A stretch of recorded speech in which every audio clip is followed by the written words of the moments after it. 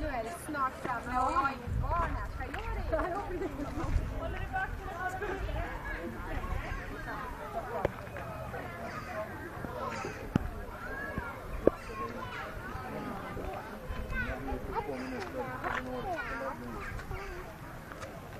Oliko hyvä?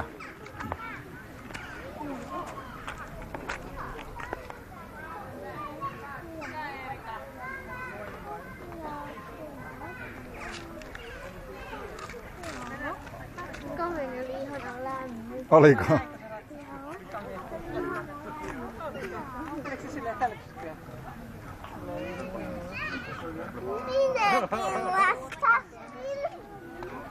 Minäkin vastasin. Olisi lähtenyt villinä juoksemaan. Olisi pelännyt, jos olisi lähtenyt villinä juoksemaan. Alaviikki. Kato, tuossa on pieni kettu, kun kurkkii tuossa aivan. Se on varmaan jonkun lapsi. Elävä. Mennään sinne, mulla on yksi hyvä ehdotus. Mennään tuolta, se on sellainen nachopaikka, se on isot nacholautaset. Otetaan tytölle semmoset, ne syö niistä semmoisesta. Ja sitten me syödään loput.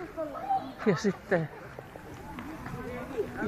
niin meidän ei tarvitse murehtia taas tyttöjen syömisiä siellä. Ei tarvitse murehtia muutenkaan tyttöjä. Tarviihan meidän murehtia.